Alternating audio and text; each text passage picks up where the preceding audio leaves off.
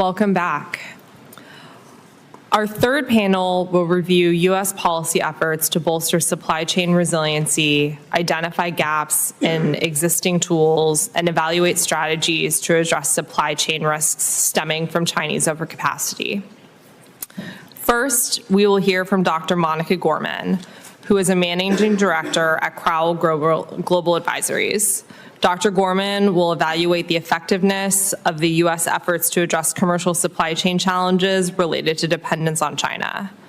Next, we'll welcome Dr. Bradley Martin, who is a senior policy researcher at RAND, and will focus on U.S. efforts to establish secure defense supply chains and assess whether existing tools are adequate to ensure resilient supply. Thank you both for your testimony. The Commission is looking forward to your remarks. I ask that you keep your remarks to 7 minutes. Dr. Gorman, we'll begin with you. Thank you, Chair Shmabonian and Chair Miller. Members of the Commission, thank you for the opportunity to testify today on the topic of supply chains and our national security. My name is Monica Gorman, and I'm a managing director with Crowell Global Advisors, the policy consulting arm of Crowell & Mooring, LLP. Until January 2025, I served as Special Assistant to the President for Manufacturing and Industrial Policy at the White House National Economic Council. Before government service, I worked for many years as an executive in the apparel and footwear industry. I managed corporate teams around the world and tackled supply chain issues related to global sourcing and U.S. manufacturing. My testimony today is based on public reports, several of which I coordinated or contributed to during my time in government, as well as observations from my public and private sector experience. More than 5 years have passed since the start of the global COVID-19 pandemic and the supply chain disruptions that accompanied it. Yet those supply chain risks did not materialize overnight. For decades, American companies pursued globalization, which led to increasing geographic concentration of production into the most efficient, cost-effective countries. When the pandemic unexpectedly upended these systems, it revealed critical dependencies on foreign suppliers in key sectors, from semiconductors and pharmaceuticals to batteries and defense-related materials, all of which were years in the making. Nowhere are these choke points more significant than in supply chains running through the People's Republic of China. Pandemic-era disruptions galvanized an unprecedented level of federal government attention to supply chains. In February 21, President Biden signed an executive order that mobilized a whole-of-government focus on supply chain risks and resulted in the publication of 4 100-day reports in 21, 6 industrial-based assessments in 22, and a quadrennial review in December 24. The White House established the Supply Chain Disruptions Task Force to coordinate the federal government's response to immediate supply chain crises and launched the White House Council on Supply Chain Resilience to drive cabinet-level coordination of long-term supply chain risk management. Agencies also recognized the need to institutionalize supply chain capabilities as permanent functions. Dedicated offices were established at the Departments of Commerce, Energy, Homeland Security, and HHS. However, much more needs to be done to institutionalize supply chain policymaking and ensure attention remains focused on structural risks. The cross-cutting nature of supply chain work is hindered by legal, technical, and institutional barriers, which are especially apparent when it comes to data sharing within or between agencies. Challenges also arise when agencies cannot agree on which industries to prioritize or which resources and authorities are best utilized to achieve certain objectives. In fall of 24, Commerce's Supply Chain Center unveiled its SCALE tool, which uses government data to assess current and prospective supply chain risks. SCALE found that more than 38% of U.S. industries source over half their imports from the PRC or Russia, and 71 industries are at least 70% reliant on adversaries for most of their imports. Notable data gaps remain, however, with respect to upstream supply chain dependencies on the PRC. Not enough is known about the base materials, components, parts, and processing that go into final imported products, as well as the imported parts going into U.S. production lines. Most supply chain data is held by the private sector and protected for confidentiality. Policy tools are available to address supply chain dependencies on the PRC, but many, including certain trade remedies, were designed for a different industrial era and are difficult to deploy at the speed and scale needed to address China's non-market policies and practices. Trade data collected according to the harmonized tariff schedule is not as granular as corporate data captured in, say, a product's bill of materials. Technical reforms to the HTS could improve the U.S. government's ability to distinguish between imports of certain kinds of critical minerals or chemicals, for example. Reforms would also allow for more precise targeting of imports of concern with trade actions or tariffs. Because supply chains are run by the private sector, it is crucial that new mechanisms for public-private collaboration continue to be explored.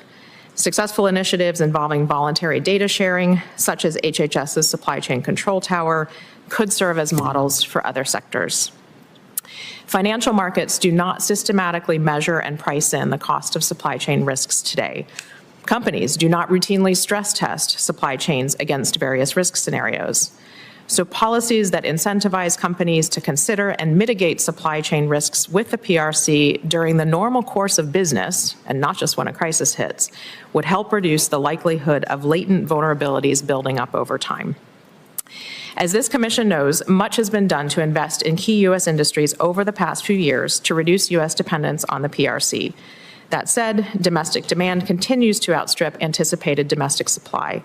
Countering the PRC's dominance underlying many of these industries will require a sustained, multi-pronged strategy that includes not just federal investment, but also tax policy, targeted tariffs, and incentives to scale new and advanced technologies over the long term. U.S. manufacturers continue to face competitive pressures vis-a-vis PRC firms. PRC producers enjoy structural advantages that artificially lower costs and create price pressures compared to non-PRC producers. Countering PRC dominance requires not only supply-side incentives to expand manufacturing capacity, but also demand-side support to assure markets that large-scale investments in U.S. production can be sustained over time. U.S. manufacturing alone also cannot remedy supply chain dependencies on the PRC. The U.S. needs to foster integrated and diversified supply chains, including across borders. Sector-specific agreements with like-minded countries would support more balanced supply chain ecosystems and expand market access for American manufacturers.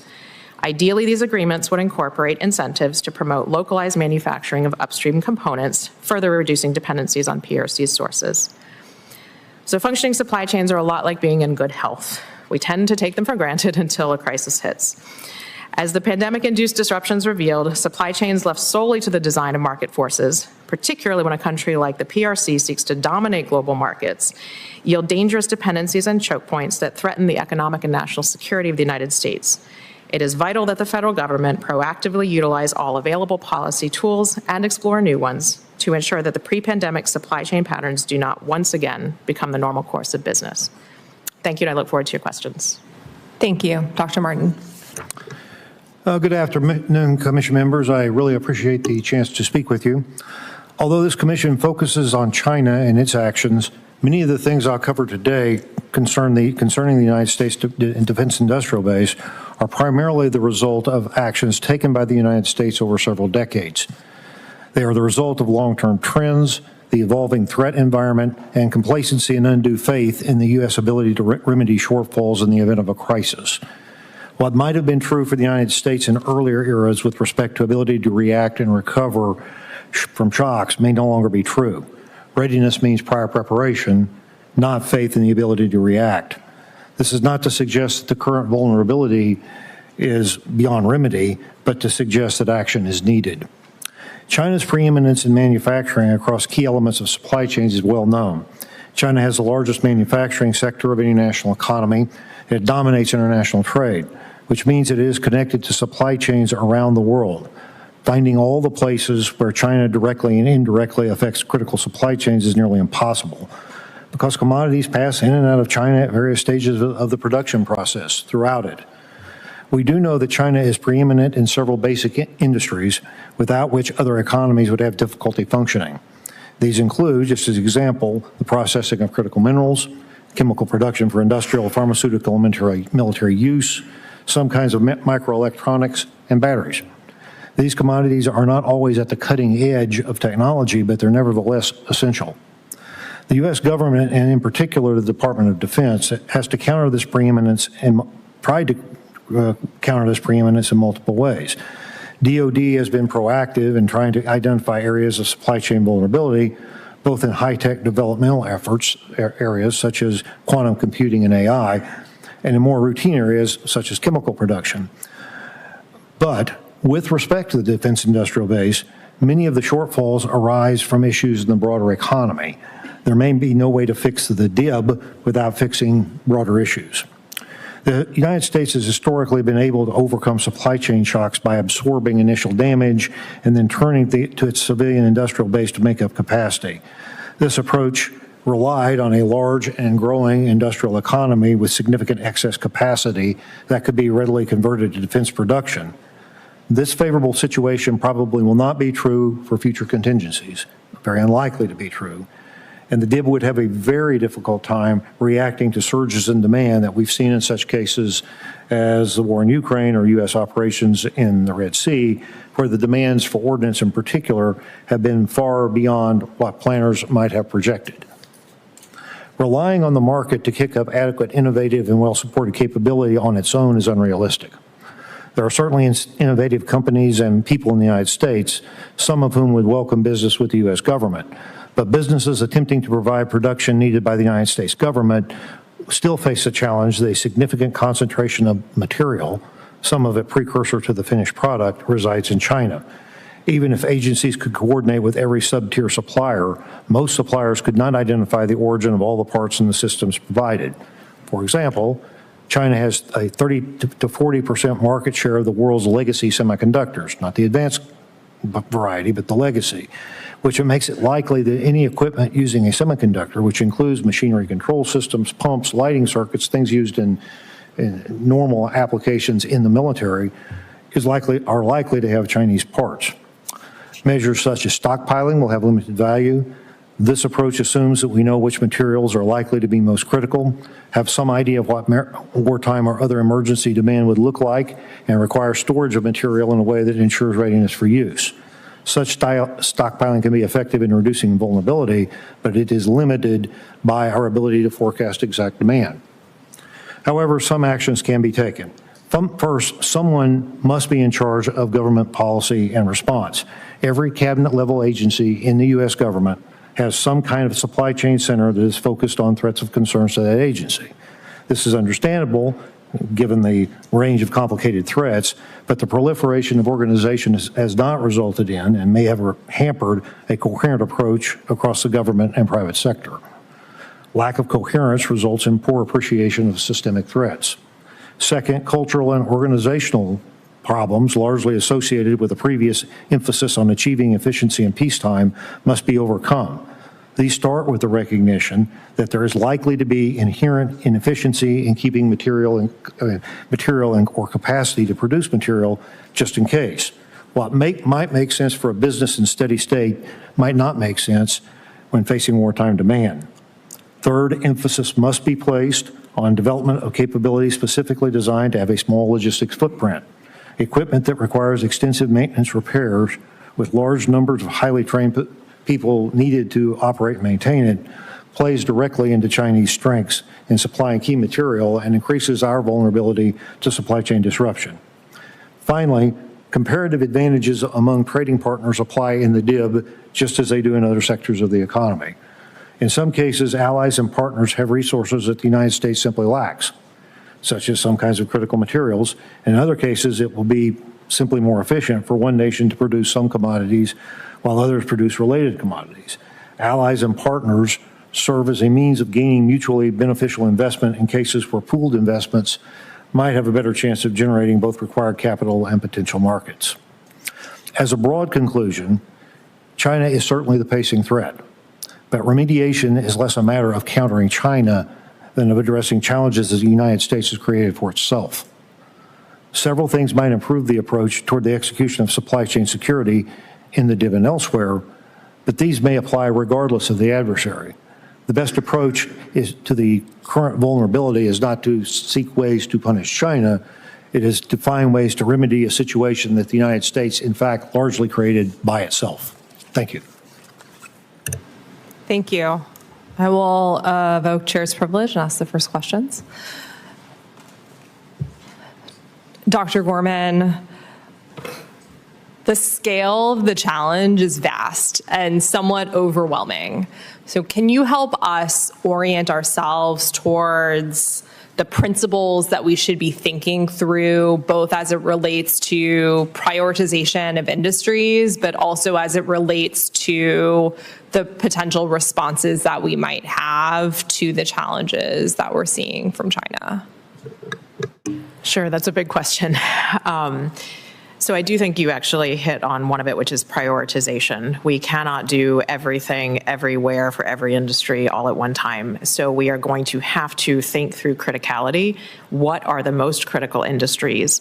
I think some work has been done in this, but there is more work that can be done, particularly for the elements, and Dr. Martin touched on this as well, that may be upstream, might not be the leading tech, but at the end of the day, the product isn't going to work without them, whether it's for the defense industrial base or other critical sectors.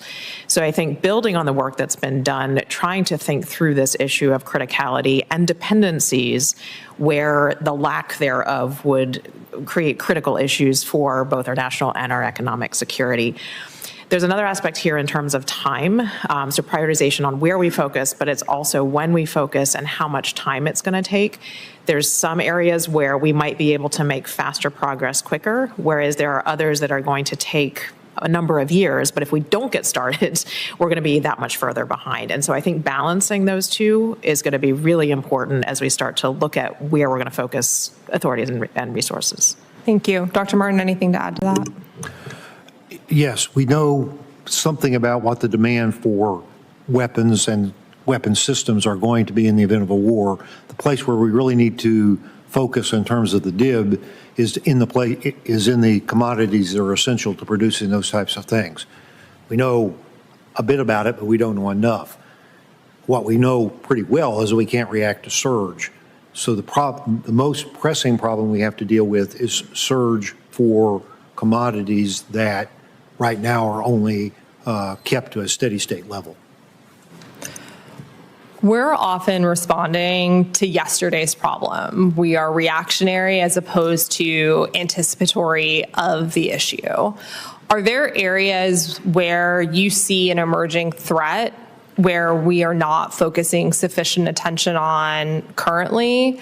And conversely, do you think there are leapfrogging technologies that we should really be leaning into that could actually help some of the supply chain challenges that we are seeing now if we're sufficiently developing that technology?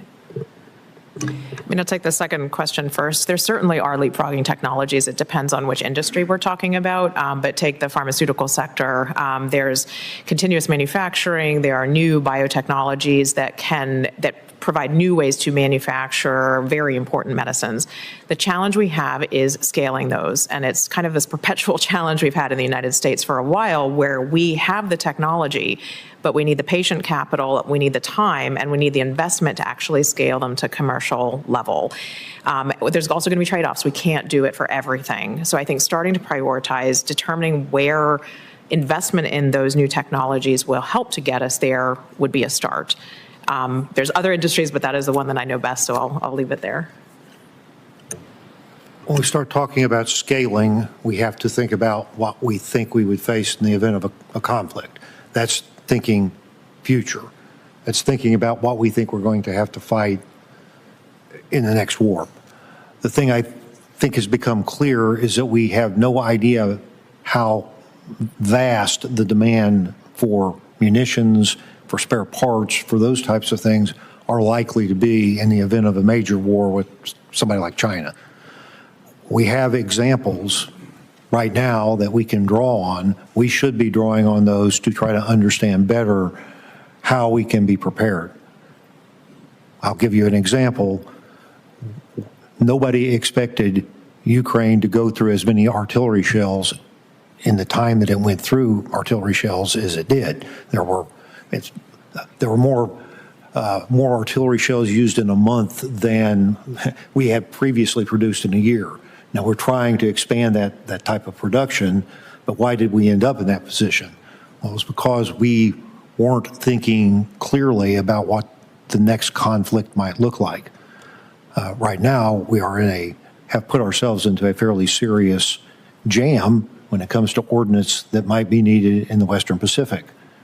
The volume that we could generate, the ability to meet the surge demand there is not anywhere near sufficient. So that, to your point, what should we prioritize and what should come first? I mean, these seem like very clear priorities that we should be trying to deal with right now. Thank you. Commissioner Miller. Thank you, Madam Chair. Dr. Gorman, I'd like to ask you about something you wrote about in your testimony, which is the scale tool at the Department of Commerce. You note all the things the tool can do, which is utilizing various data sources that are available. But you also outline what it can't do. And the major problem, which you do highlight, is that this is based on sort of publicly available data and not what private companies are doing. When the scale tool is being created, I don't know how much insight you can give into this, what type of thought was there into requiring private companies to track their own supply chains? Why didn't it happen? Was it cost? Was it the priorities over supply chains is still not there to be able to sort of bulldoze companies into doing what they don't want to do? What was the thought process into doing it the way it was done, as opposed to the more thorough way requiring private companies to do the hard work? Yeah, it's a good question. I think some of it was just what's the data that is available, because we need to build a tool, and there's a lot of data that the government sits on today that was not being analyzed. And I think we find that in multiple agencies. We need to use the data we have. Scale is a start. It can certainly be expanded, and other agencies also have data that's not even feeding into Scale right now. There was discussion. I mean, I was sitting at the White House working with the Commerce folks. There was discussion, but the authorities to compel that data are relatively limited and typically sort of situation dependent. So during the public health emergency, there were options for HHS, for example, to compel additional data. There was also a bit of a bully pulpit where HHS could work with the distributors for the supply chain control tower because we wanted to make sure medical supplies got to where they needed to go. But when you're not in a crisis situation, the interest of companies to do that dies down. And I can talk through sort of why companies think the way they do, but the reality is they hold that data. They don't understand why the government's going to use it. The government doesn't really have systems to receive it.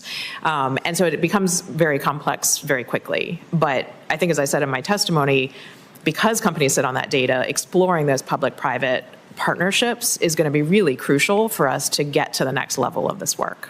Okay.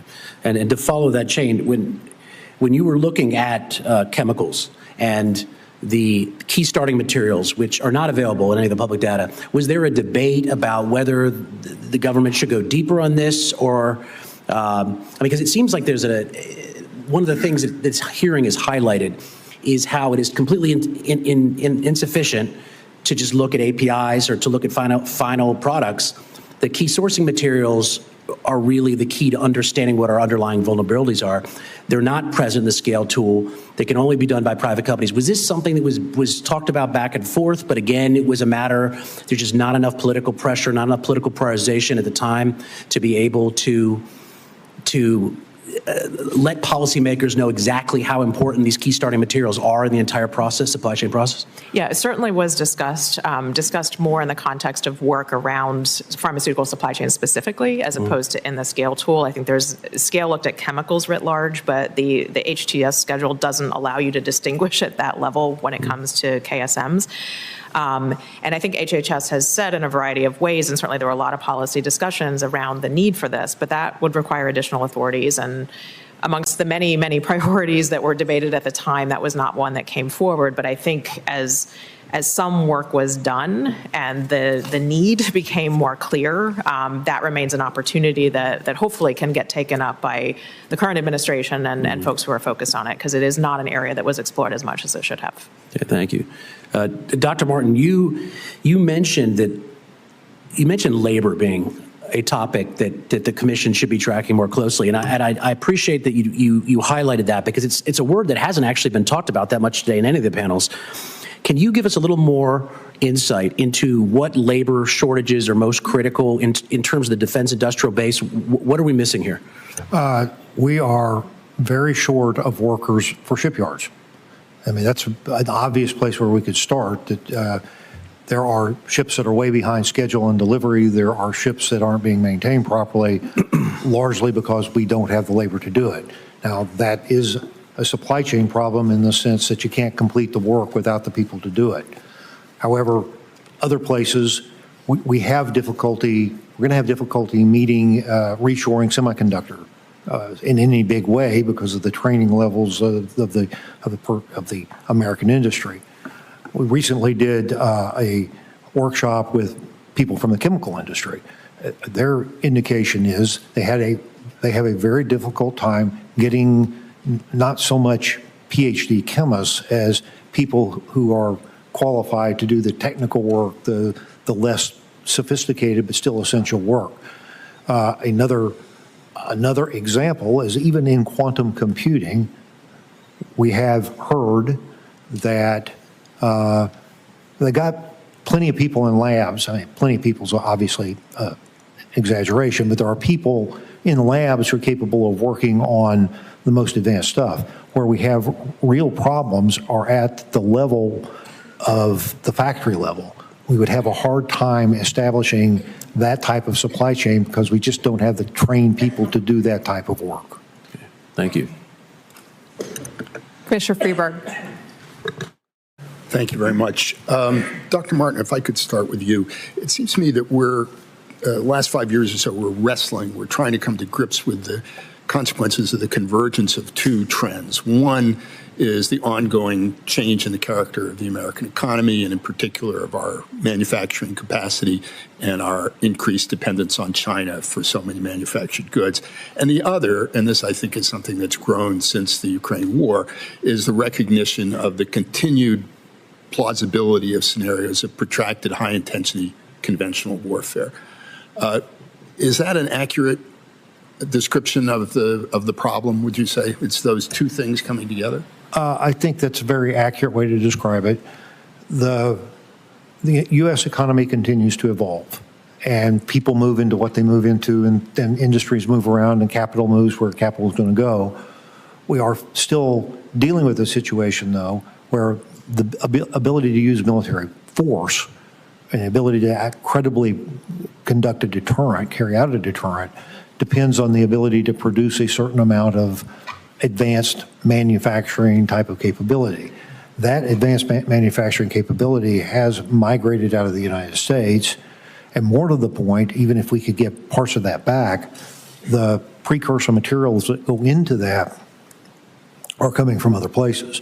We've only lately started to really think about the dilemma that you're talking about, and I think the way you've described it is a very accurate way to portray where we are. So it would seem that in order to deal with this, you'd have to start, as you said, with some kind of estimate of what the demands would be of a scenario like this, the demands for weapons and munitions and so on, and then you'd sort of work backwards. What would be the capacity for producing those things, and then what materials would you need in order to make those things, and so on. Is there any place in the U.S. government where anything resembling such an assessment is underway? No. Okay. No, to be blunt, I mean, clearly the military has planners that are worried about what the munitions expenditure is likely to be and what the spare parts expenditure is likely to be. The connection between what's planned and what might happen and how the defense industrial base is aligned is not there.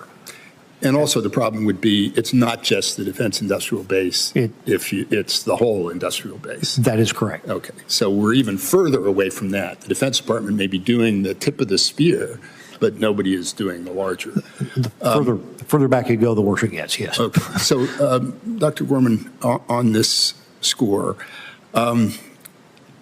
it seems that you're describing the need for a mechanism which would be at the peak of the federal government pyramid, yes, presumably at the White House level, and which would have two kinds of tasks. One would be this sort of panoramic assessment of supply chains and vulnerabilities on the one hand, and the other would be the coordination of the tools that would be needed in order to create some of the capacity to fill those gaps. Is that an accurate description of what you're prescribing? Yes, that is an accurate description. I appreciate that the National Security Council right now is undergoing some changes, so how that actually plays out, we have yet to see. But right now, the lack of coordination across the government really creates an incoherent approach to the problem which you described. Thank you. At some level, all these efforts do need to become brought into a point where coordination is taking place. Dr. Gorman? Yeah, so I would agree with that. And I think a lot of this has been the learning curve over the last 4 years as we saw agencies start to build agency-level capabilities, and then this proliferation, Dr. Martin touched on that as well. There was some legislation for a while that envisioned maybe the Department of Commerce would be first amongst equals and coordinate, but the reality is Department of Commerce is not going to tell the Department of Defense what to do on supply chains, so it really is likely going to be needed to be a centralized function, and it's assessment, it's strategy, and then it's execution. It's actually getting it done. So it would seem that the White House Council on Supply Chain Resilience, in a way, is a sort of skeleton of that, an ad hoc or not quite ad hoc grouping that brings together people from all those relevant bureaucracies. Would you agree that it will be necessary to have something that is more permanent and established, some kind of mechanism at almost the NSC level or National Economic Council level to perform those tasks on an ongoing basis? Yes, absolutely. I think it should be permanent. It should be institutionalized. There should be some level of continuity between administrations because these are long-term plays. Obviously, there's going to be a political leadership required for whichever administration, but it doesn't happen in 4-year chunks, and that's partly how we got here. So we do need something permanent and institutionalized. I just note that that's something that the Commission has recommended 2 years ago.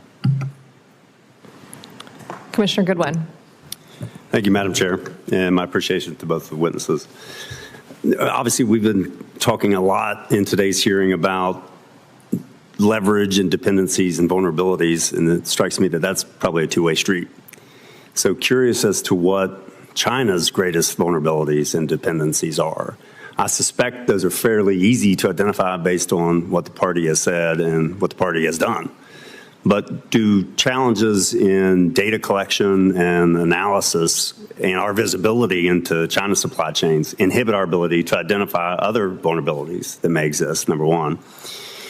And number two, would two experts like yourselves speaking with folks in China trying to assess how the party is doing, identifying vulnerabilities and responding to them, what do you think their assessment is? What is, when, as some of the questions have been posed, what's the worst case scenario in the party's perspective? Okay. China is very aware of its supply chain vulnerabilities, and in fact is committed to the idea of vertical integration.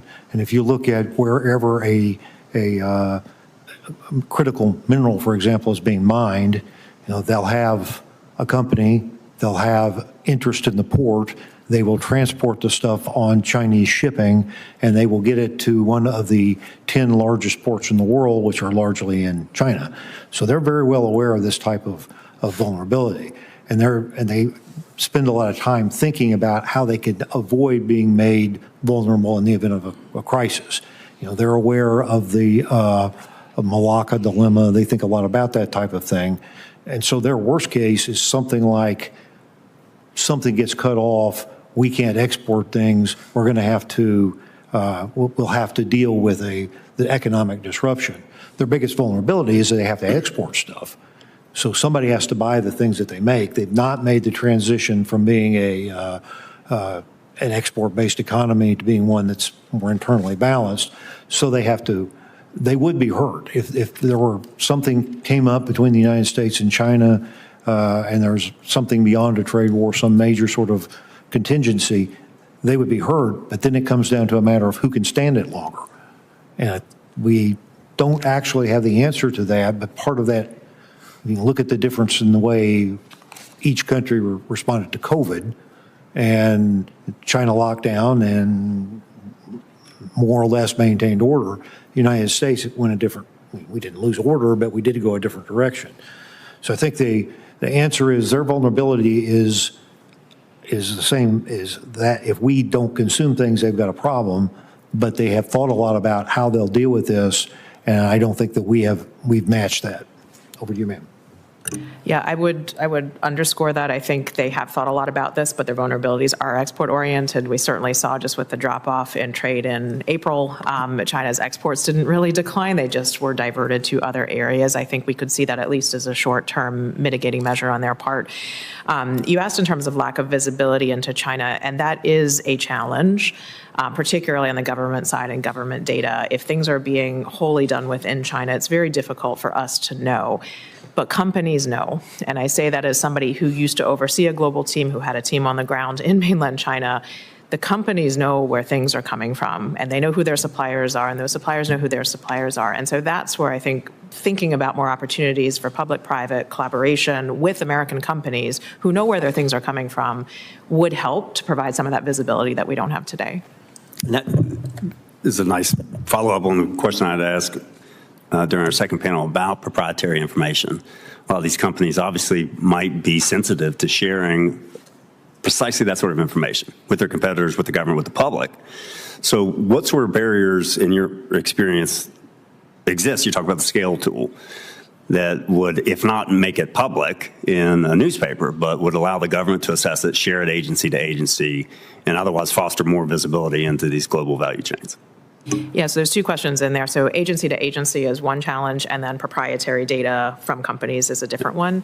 Agency to agency, some of it is legal, some of it is institutional. I think, again, the FDA has collected a lot of information on the pharmaceutical supply chain base as part of its regulatory function. That data is not shared because it is considered business proprietary, confidential. It's not even shared within HHS. And it wasn't collected for supply chain purposes. But if there is a way to sort of build out a supply chain purpose that provides for legal sharing, both within the agency and across agencies, that would help. Because right now the agencies are bound by the purpose for which the data was collected. When it comes to corporate data, this is challenging because companies' concerns are legitimate. Again, speaking as somebody who served as a corporate executive, and from a government side, we tend to be thinking about things from such a high level that we may not fully understand why a particular company's supply chain looks the way it does. And so companies are going to be reluctant to share data without being able to explain that. They're going to be reluctant, understandably, to share data if there are problems that they're trying to tackle because they don't know what the government's going to do. We have a lot of enforcement power. And so I think being able to navigate some of those things and perhaps come up with a mechanism that allows for a safer space to share that for understanding purposes would help. Again, in a crisis, everyone rolls up their sleeves and works together, and we saw that with the supply chain control tower. But when you don't have the forcing function of a crisis, you need to come up with another mechanism to make sure all parties are clear on why the data is being used and what it will not be used for to drive that comfort level. All right. Thank you. Thank you. Commissioner Hodges? We're going to go to Commissioner Keikin, and then we'll come back to Commissioner Hodges.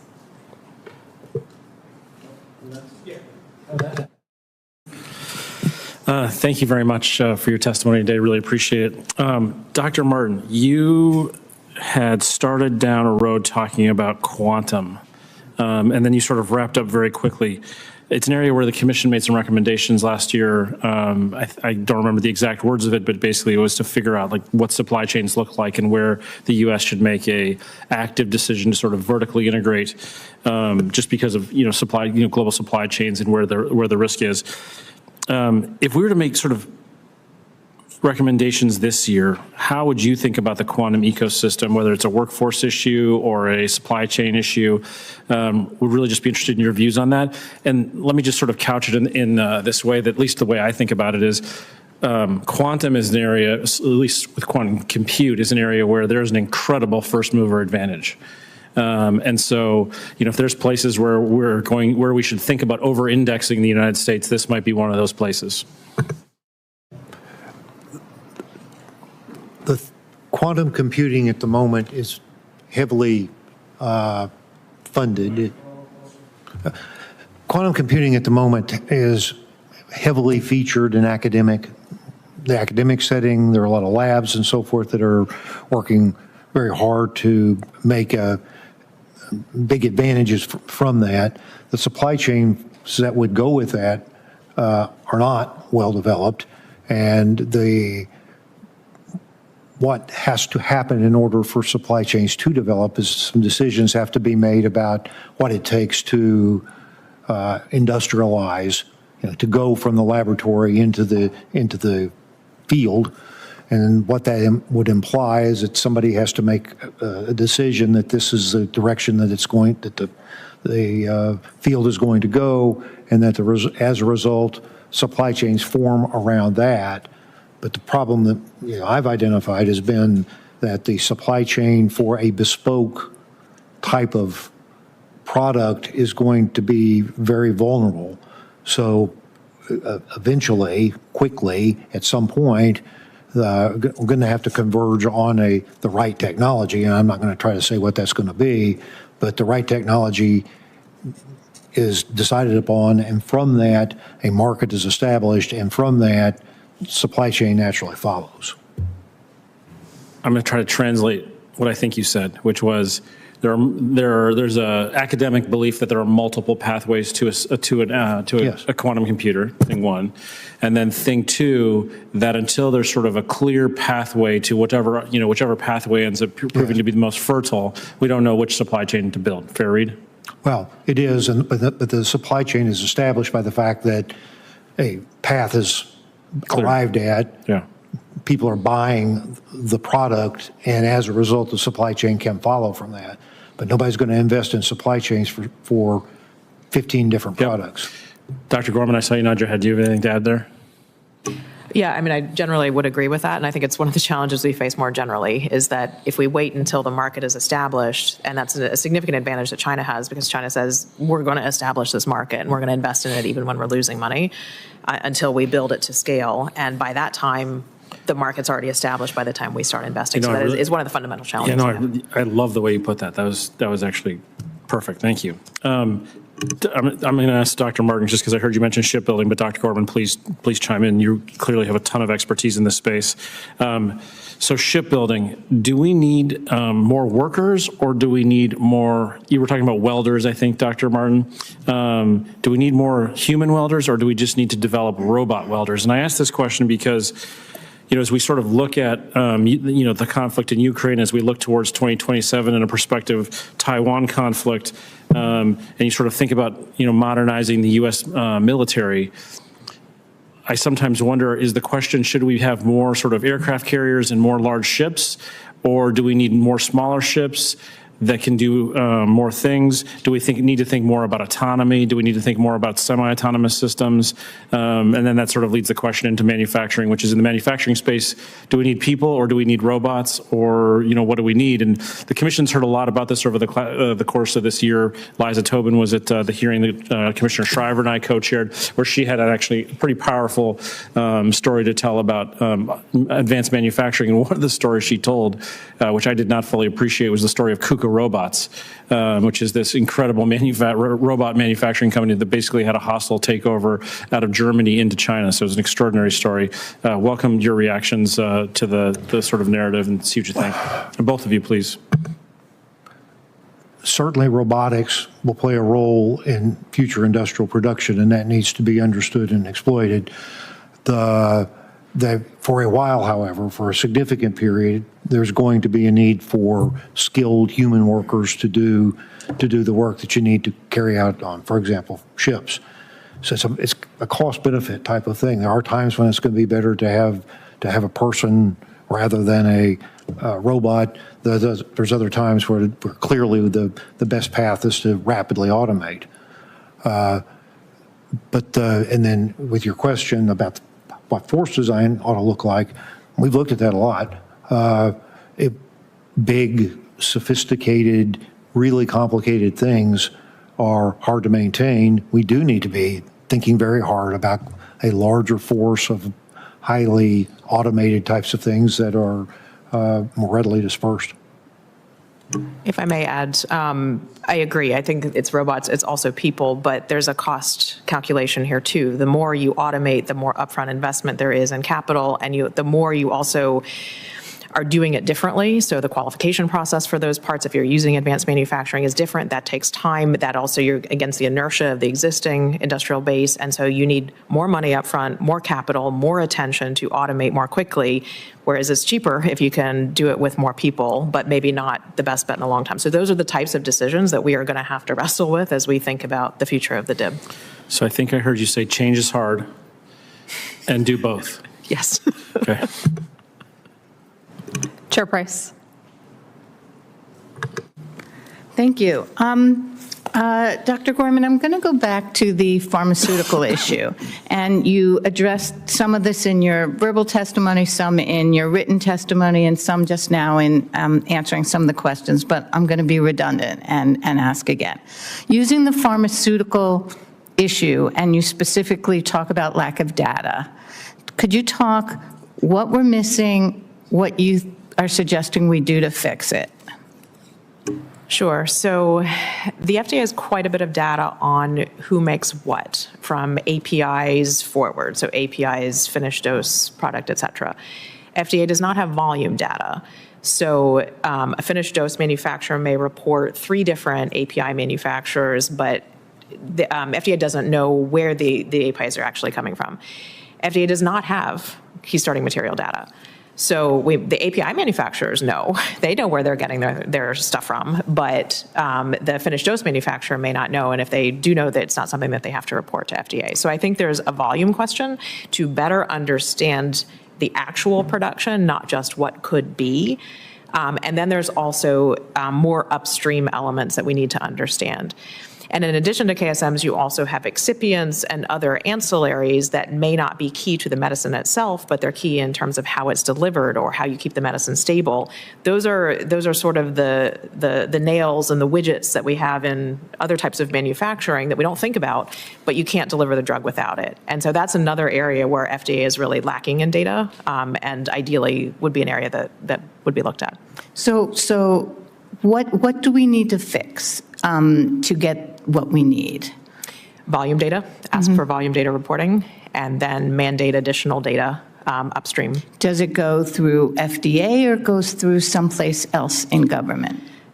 So it's a good question. I think FDA has systems set up today to collect this kind of information. They also have the relationships with the companies to do that. That is difficult to replicate quickly elsewhere. So it's probably the most obvious place to start. But going back to some of the earlier discussion, you don't want the data only to live there if you're looking at it for supply chain purposes.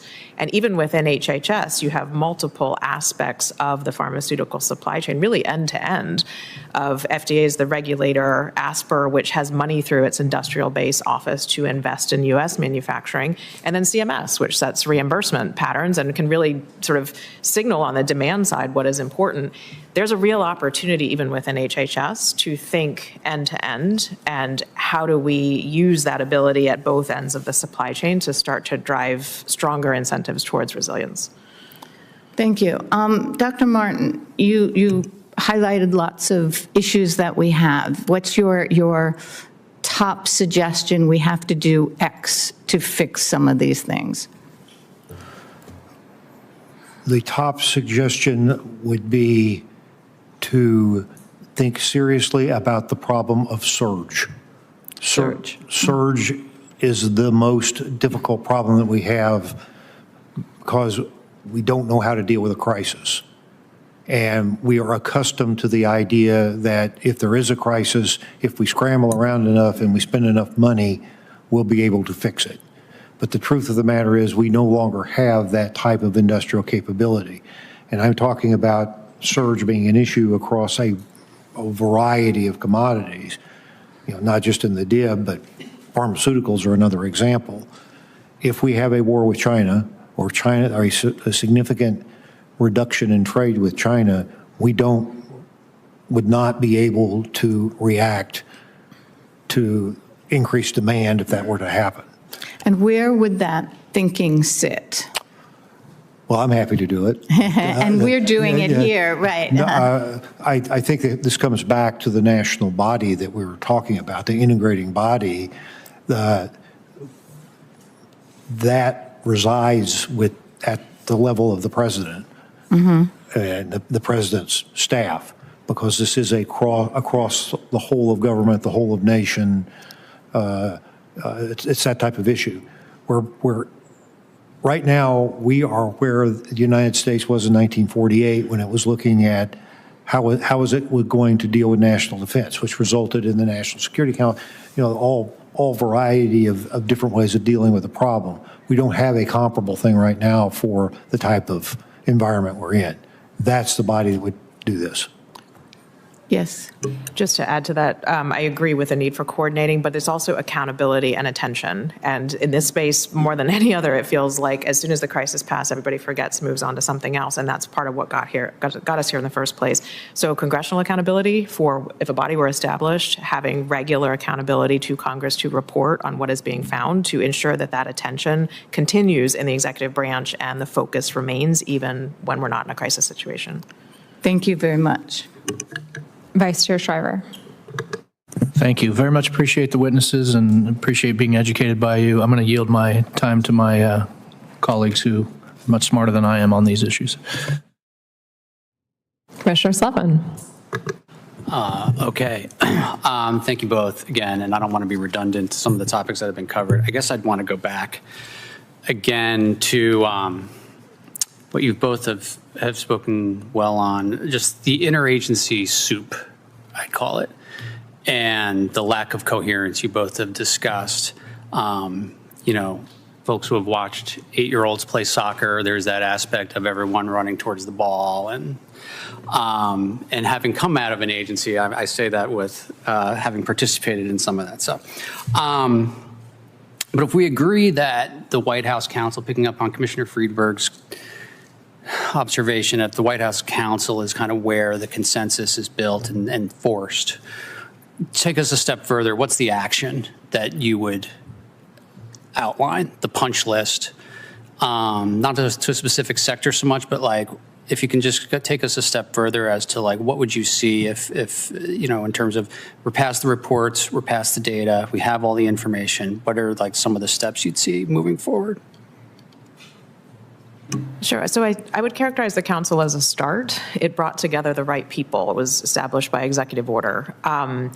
But the council, the cabinet members alone are not going to do this. It's going to happen at deeper levels within the agency, and it's going to happen, it has to happen on a near daily basis. So there needs to be some body below the council, if you will, that is permanent, that continues that focus, that makes recommendations to the council. In addition, there's got to be some strategy behind it. And that, I think, comes from some sort of reporting requirements in terms of reporting on critical sectors, reporting on even what constitutes criticality. What are the sort of factors that we think of to define which our critical sectors are, because those change over time. We've seen changes just in the last 4 years. Continuous updating of that, continuous or regular reporting in terms of what the issues are. And then not just what the issues are, but what can be done about them. And from my time in government, that was actually one of the most challenging, was saying, okay, now we know what the issue is, but what are we going to do about it? There's a lot of smart people who can come up with good ideas, but they need to sort of be focused on that and not pulled in whatever the other crisis of the day is. And so I think establishing a framework that requires that focus, institution focus, and then ongoing accountability in terms of what the issues are, what the assessment is, and then what can be done about them would hopefully start to drive some momentum. Thanks. Dr. Martin? Broadly defined, the largest national security problems that we deal with right now, which are not confined strictly to the national security problems that we're discussing, are broader. They deal with economic issues as well as with access issues, those types of things. Define what that problem is. What is the most likely thing that we think we're going to have to deal with? From that, extrapolate, or actually it's not really extrapolating, but it's moving backward toward what vulnerabilities are created, what's being done, who's responsible for dealing with those vulnerabilities, and are those vulnerabilities being addressed, or are they even identified? I'd start with that. I'd take a year to do it, and then I would say that what this tells us is our biggest challenges are wherever they are. And from there, you can start having agencies moving forward in a fairly cohesive way. as it is now, we wait for a crisis, we react, we create a task force to deal with the crisis, but we need to have some regular planning, and that's what this organization would do. Agreed. And the national security concerns could be a slow burn until you realize they're right in front of you. I'll yield back the rest of my time. Thank you. Thank you. Commissioner Stivers. Thank you all for being here. I'd like to talk more about data. A lot of the discussion we've had is about data collection, you know, how and our policy and your policy recommendations that you put forward on incomplete supply chain data, lack of coordination between departments and agencies in the government and between the private sector and the government in general. Certainly, supply chain data information is essential. Of course, it's an obvious thing to say. But I feel like we do have a sense of what our supply chain vulnerabilities are and how we're dependent on China and how others in the world are dependent on China. Certainly in the broad frames, we do have that information, maybe not some of the specific data that you're referring to in your testimonies. And it seems the breakdown in our response is less about the lack of data and more about lack of resolve, a painfully slow policy process, and innovative responses. You all are a lot more sophisticated on these issues than I am, so I'd like you to help connect the two. In what ways are lack of data holding back specific policy responses that could help us convince Congress about the need to invest and prioritize data to move the policy process along? So some thoughts on that. We definitely have a broad sense of where our vulnerabilities are. What we are lacking right now is when you specifically get into industries and start to drill into those industries, it's some of the nuances which on the face of it may not seem as important, but when you get down into the incentives and the behavior of the folks playing in that market, they become very important. So just in the chip space, a lot of attention focused to leading edge, but then China dominates in terms of legacy chips. And we've got to think about the incentive structure to ensure that they don't dominate in terms of legacy chips. I think you see that in multiple industries, and maybe where there's opportunity is to drill into specific industry data to better understand the market dynamics so that we can start to change the incentives and structure so that the actors are working towards different incentives, which ideally drives them away from China and towards a more resilient sourcing model.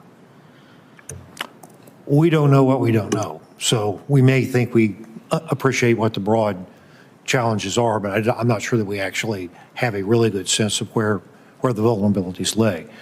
But I don't think that studying it to death is necessarily the right answer either. And there are some cases where exposure of data is just going to tell us, well, yeah, we're exposed. So what we do have to do is recognize the incentive structures are what really drive how people behave within supply chains. We need to understand that we're trying to create a collective good situation. We're saying supply chain security, economic security is something that we all value, but the individual actors within the process are not going to value it that much because free rider, the whole type of thing that goes with the provision of a collective good. So I think that what we probably need to spend a lot of time thinking about is how do we create the correct incentives to do things like prepare for surge. There is no natural incentive for a company to prepare for what could happen, maybe in a disaster. There's a propensity to want to do it on a, but what works on a daily basis is where the focus is. So I think we have to recast our thinking about it. We don't necessarily need to go into great depth about every supply chain. We just need to know how to make people act in a way that's going to create a secure one. Okay. So, thank you. Mr. Hodges. Hi, good afternoon. So I was reading one of your testimonies this morning, and according to an industry study, 71% of industries source more than 70% of imports from China and Russia. And yet when I look at sort of the efforts that are being coordinated and prioritized, we're focusing heavily on military supply chains. In your perspective, while that's extremely important, I'm sure we all agree, how dangerous is it for us to just ignore other future tech? And how can we, and this gets kind of to your last point, sir, is incentivize the structure where we're pursuing those things that we think are going to be there in the future that are actually going to have a tangible impact on our lives here if we go to war for whatever reason that are currently putting us vulnerable because we have all this material coming in that's coming from adversaries. I mean, Dr. Martin is the expert on the DIB more so than I am, but there are significant vulnerabilities, and I think he touched on this as well. Just if you think about the DIB, because of the dependencies on commercially available products. And so I think what we learned during COVID is not understanding where those commercial dependencies are really can have an impact on both economic and national security. And so I think that is partly why this work is so important, and broadening the definition of national security is critical, because there are key military hardware that are dependent on commercially available things that we may or may not make in the United States. And so continuing to understand that, shining a light on it, they're not always the coolest products, the most advanced products, but it's for want of a nail, the kingdom was lost. There's that old poem. Sometimes that nail is absolutely crucial, and we need to know what those are. You're absolutely right that focusing exclusively on the DIB is a mistake. I believe it stated that the weaknesses that we see in the defense industrial base reflect weaknesses in the broader economy. And trying to fix the problem by focusing specifically on the things that are DIB specific, I think is a good way to continue to create problems. With that said, the incentive structures are what drive behavior. China is the major supplier of manufactured equipment to the United States for a reason. I mean, to the world for a reason. It's because of the way they set the incentive structure up. We set up an incentive structure that rewarded migrating industry and supply chains to China, and we're seeing the result. This is not going to get fixed overnight, but I completely agree with you that the only way at this is to figure out why people buy things the way they buy things and produce things the way they produce them. Thank you for that. I think it's worth noting that China also accomplishes the dominance that they've achieved at taking losses through what they're investing in, because they do see a strategic interest in the long term to do so. So thank you for your testimony. Very valuable. Great. Thank you. Any additional questions from commissioners? Kaiken? I'd never turn down a second round. There's a third panel. We're doing a second round. Dr. Gorman and Dr. Martin, as I was listening to you guys, one of the things I remembered was a colleague of mine in the Schumer operation and I tried to set up like a supply chain shop of some sort in the Department of Commerce while we were building out Chips and Science. And there were only a few times where my email inbox like exploded with anger and rage. And I vividly remember this being one of them. And the pushback from industry at the time was, we don't want to be compelled to give you anything, you being the government broadly, like Uncle Sam. We're happy with voluntary requirements. And there was a lot of just pushback in this space. What you're suggesting is basically going to have a lot of backlash from industry, probably in every sector. So how should we think about this, recognizing that challenge? And how do we sort of craft something that accomplishes what you both seem to be advocating for, but at the same time doesn't create this sort of adversarial relationship between industry and the government? And listen, I get it. If you're a company that's reporting quarterly profits and you're being compelled to hand over data, or you're being compelled to shift your supply chains that increase costs and brings down your quarterly profits, like that's not a very appealing arrangement for you. So you guys have clearly done a lot more thinking than I have in this space. So just sort of walk us through how you would sort of knuckle through this policy challenge. Yeah, I can certainly understand the reaction of industry. And on the one hand, is government even equipped to deal with all of the potential incoming that would come from companies? I'm not sure the government is or even should be. So that's where I wonder, could the discussions focus more on incentives? And there certainly are players in certain industries who would talk more fully about what would be the types of incentives that would potentially shift behaviors.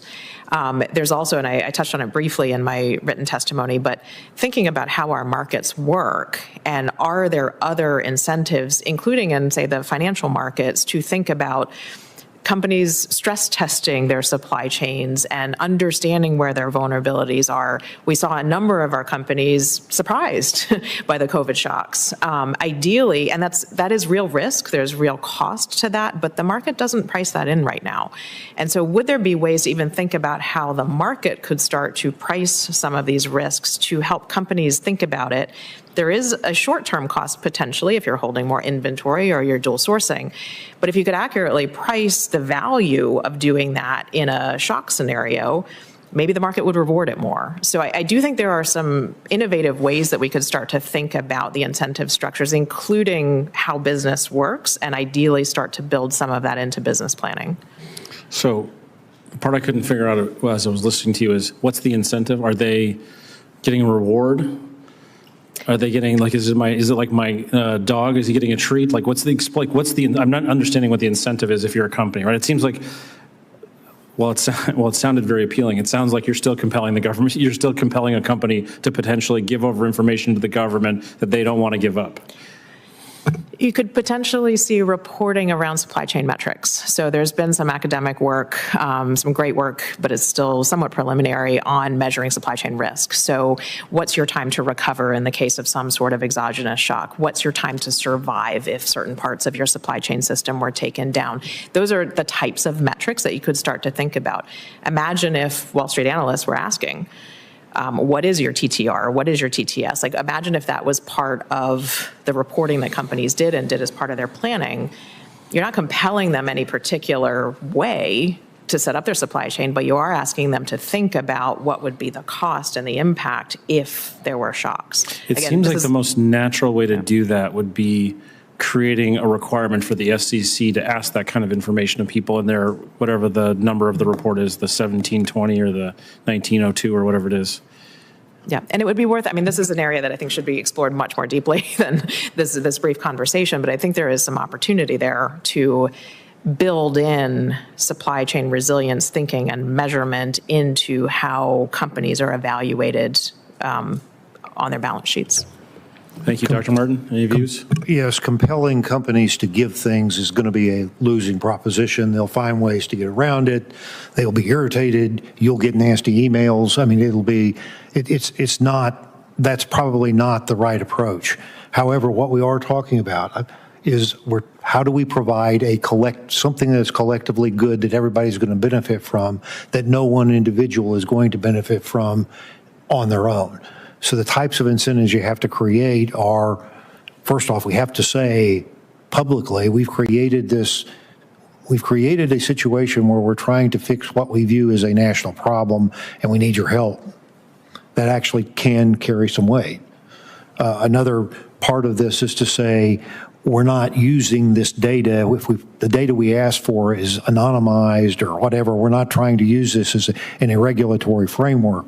We're using this as economic data in order to analyze where we think vulnerabilities might be. It can be facilitated by there being normal arrangements, normal meetings, normal discussions between industry and this big organization that we're talking about. I mean, everybody loves meetings, of course, but what I'm really discussing is establishing a environment of trust is probably part of this whole discussion. Compulsion and then saying, give me these buckets of data and I'll go analyze it is a bad practice. It wouldn't work. Thank you very much. Thank you. Anyone else? All right. Well, with that, I would like to thank our witnesses for their excellent testimony. Testimony will be available as well as the recording of the hearing on our website. And with that, we are adjourned.